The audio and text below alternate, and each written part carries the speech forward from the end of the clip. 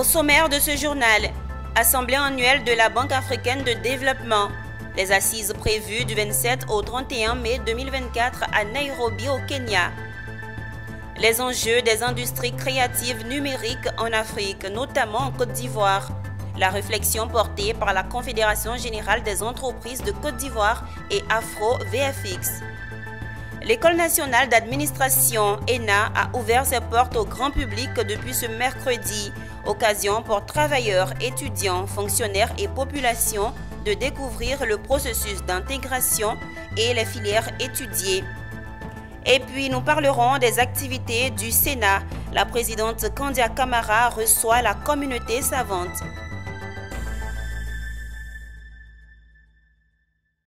Madame, Monsieur, c'est l'heure de l'actualité sur Business 24 Africa. Merci de nous rejoindre.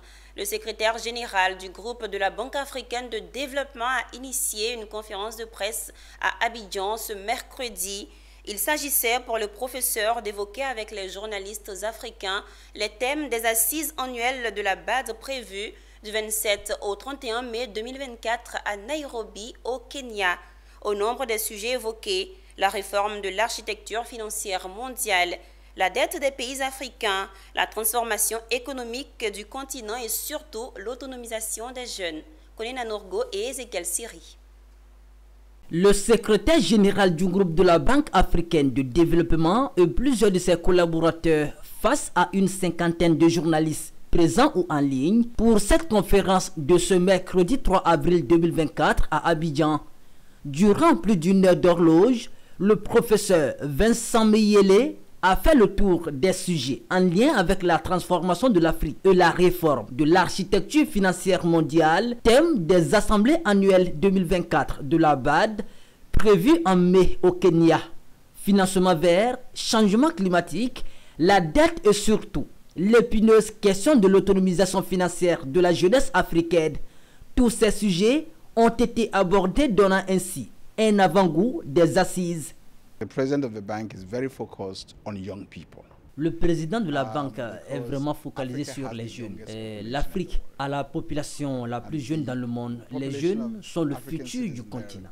Et la banque fait beaucoup pour attirer l'attention des gouvernants sur la formation des jeunes. Et je crois que l'une des plus belles histoires que nous pouvons raconter aujourd'hui en tant qu'Africains, c'est celle du nouveau président du Sénégal. À 44 ans et déjà président de la République. Et c'est pourquoi la banque est en train de développer une initiative qu'on appelle la Banque de l'entrepreneuriat. La BAD veut s'assurer que les jeunes ont accès au financement pour être capable de créer de la richesse. Cela vous donne déjà la place que la BAD accorde aux jeunes dans son dispositif. Annoncé du 27 au 31 mai 2024 à Nairobi, au Kenya, les assises annuelles du groupe de la BAD vont réunir plus de 3000 participants à travers le thème « Transformation de l'Afrique, le groupe de la BAD et la réforme de l'architecture financière mondiale ». Les industries créatives numériques, quels enjeux et comment l'Afrique, notamment la Côte d'Ivoire, peut prendre sa part dans cette industrie? La question était au cœur d'une rencontre à la Confédération générale des entreprises de Côte d'Ivoire, initiée par Afro-VFX et la CGECI. Cette rencontre d'échange a vu la participation de références sud-africaines dans le domaine. Anja Sémion nous commente le reportage de Setekissi. C'est un secteur qui génère des milliers de milliards de francs CFA, mais dans lequel l'Afrique, notamment la Côte d'Ivoire, n'a pas encore toute sa place. Les industries créatives numériques, entendez le cinéma, les jeux vidéo, l'animation ou autres contenus créatifs.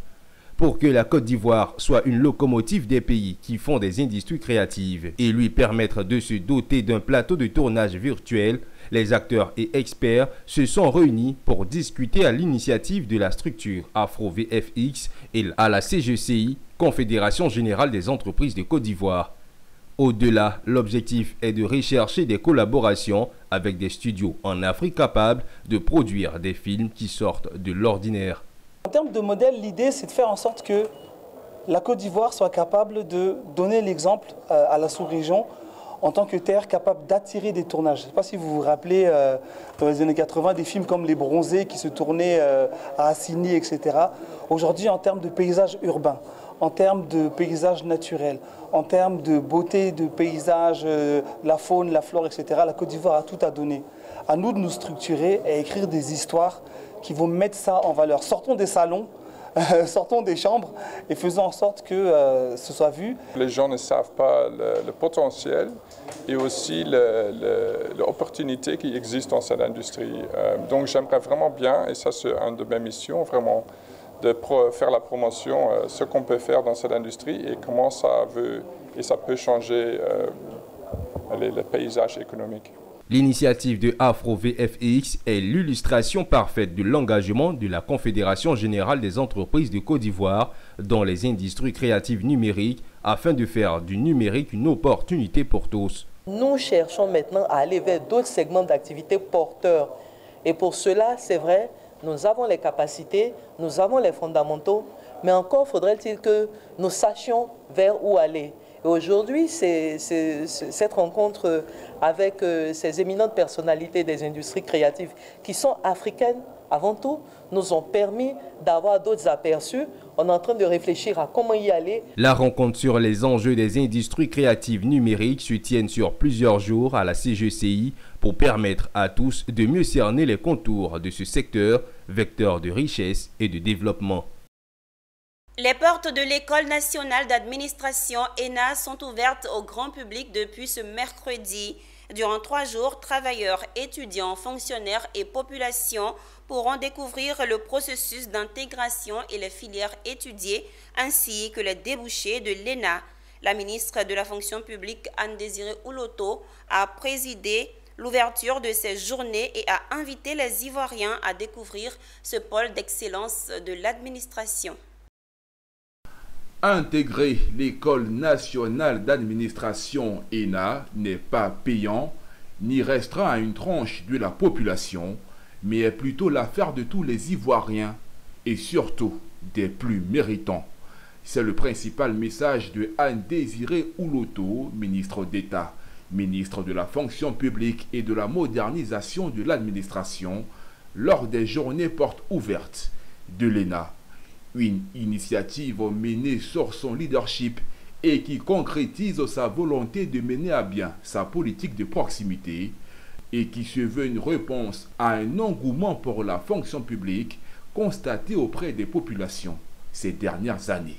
C'est un exercice pour moi qui est fondamental en ce sens que jusqu'à un avenir récent, nos concitoyens pensaient qu'il fallait être l'enfant d'un tel ou de une telle, qu'il fallait être proche de une telle ou de un tel pour pouvoir avoir accès à l'ENA, ou encore qu'il fallait même payer. Et cela était inacceptable.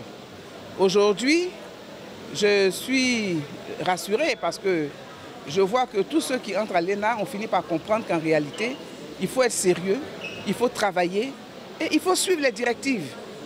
Si vous suivez les directives, eh bien, vous avez des chances d'être retenu parmi les meilleurs qui seront recrutés pour entrer à l'ENA. Aux côtés de la ministre, le directeur général de l'ENA qui a profité pour revenir sur les innovations de cette édition.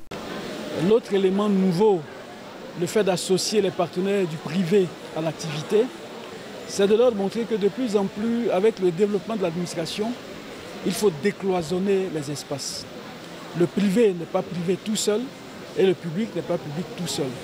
C'est dans le partenariat privé-public que se construisent toutes les grandes dimensions du développement. Essayer de prendre de profondes informations puisque moi je suis plus intéressée par la diplomatie.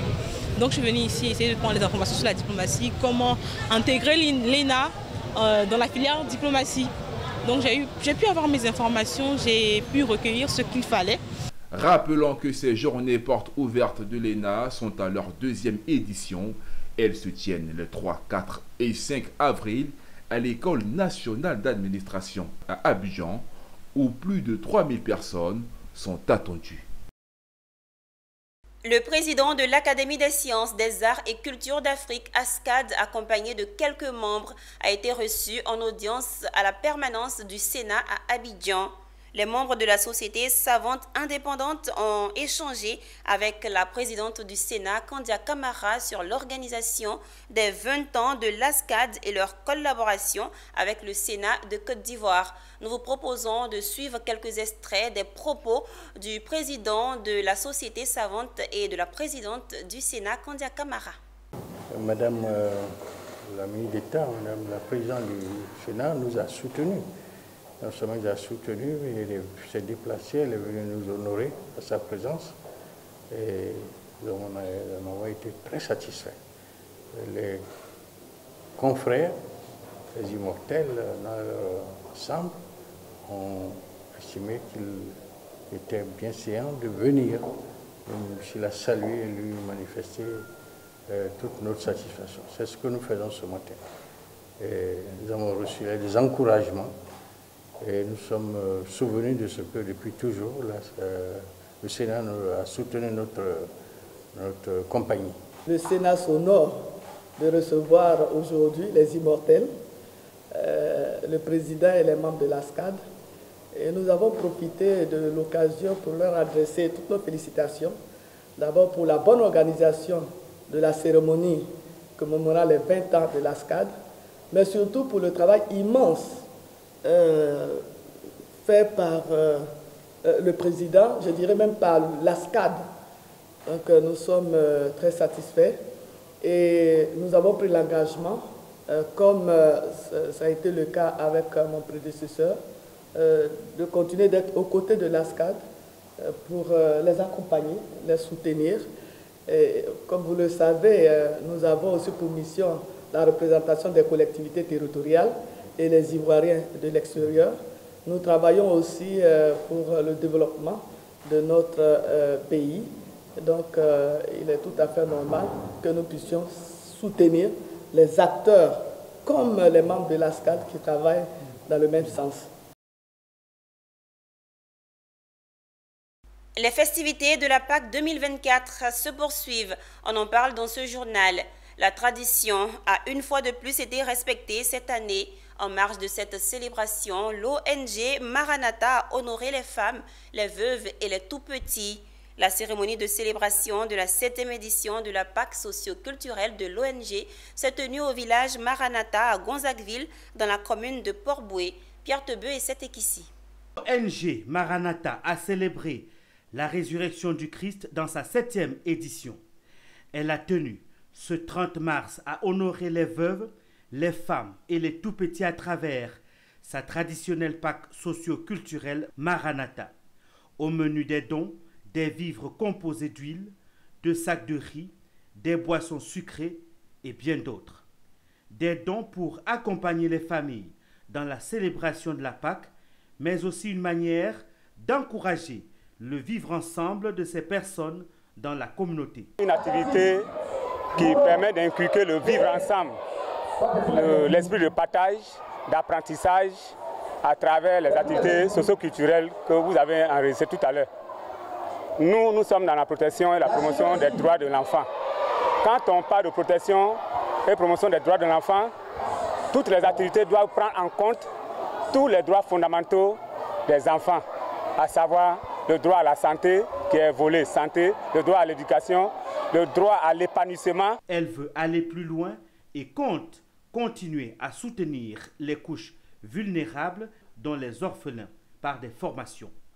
L'ONG Maranatha, bien évidemment, compte construire un village ultra moderne de prise en charge, d'assistance et de protection de l'enfant, à l'image des villages SOS d'Abobo, à l'image des pouponnières et autres, pour encadrer au sein desquels l'ONG Maranatha va mettre en place des écoles de formation aux métiers divers pour leur insertion sociale.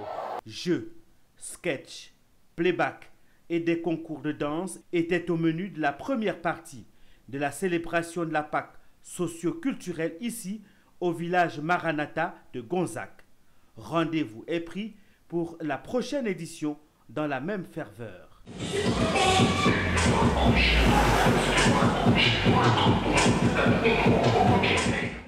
Parlons sport dans ce journal. La cérémonie de la deuxième édition de passation de grade des élèves d'arts martiaux, Seloko, également connu sous le nom de l'art du poing de l'homme, s'est effectuée dans la commune de Yopougon. Cet événement a été marqué par la remise de diplômes et de ceintures aux participants de cette discipline sportive et la présentation du volet Self-Defense Agbalidi. Michel Brou. Ce sont 102 élèves qui ont mérité des ceintures et diplômes après 6 mois d'apprentissage de l'art martial Seloko ou encore l'art du poing de l'homme et l'Agbalidi. Les parents d'élèves et amis ont tous répondu présents à cette journée pour célébrer le succès de ces pratiquants. Cette deuxième édition de célébration du mérite vient couronner et récompenser les efforts accomplis par les élèves. Les démonstrations et enchaînements se sont succédés au grand plaisir du public. Ça peut arriver. Voilà, c'est propre. À tour de rôle, les pratiquants ont reçu leur diplôme, symbole de leur progression et compétences acquises dans cet art martial. Ce sport est très important pour moi car il me permet de me défendre dans un cas d'agression. Pour moi, c'est une fierté d'abord d'encourager mon papa pour son travail qui donne au club martial Seloko. Et vraiment, je suis très ravi d'avoir cette deuxième passation de grade en tant que maître expert. C'était le lieu pour l'initiateur et les membres du jury de souligner l'importance de cette discipline. Ils ont également félicité les élèves pour leur dévouement et leur persévérance. Nous avons cautionné les évaluations, les passages des grades. Nous avons vraiment cautionné. Il faut dire que tout s'est bien passé dans une belle ambiance. Que les enfants ont vraiment eu le niveau. Ils ont été évalués dans un bon environnement. Et qu'il faut dire, en tant qu'expert en self-défense, il faut noter que tout ce qui est art martial concourt au bien-être de l'apprenant, des populations et permet à tout individu pratiquant tout art martial confondu de pouvoir se défendre dans la rue, de pouvoir être aussi en bonne santé. C'est de récompenser les élèves parce qu'en réalité les élèves sont bons, il faut les encourager, c'est important. Il faut leur dire merci pour leur assiduité, leur ponctualité et l'amour que les parents donnent à ce que je fais. C'est cette dame qui m'a engendré, elle c'est Légabe Joséphine, elle m'a engendré, elle m'a éduqué, elle me dit toujours, elle me donne le chemin à suivre pour être un homme. Le Seloko ou l'art du poing de l'homme est un art martial ivoirien créé en 2016 par le grand maître Koutouan Apiajan Daniel au bord de la lagune Ébrié.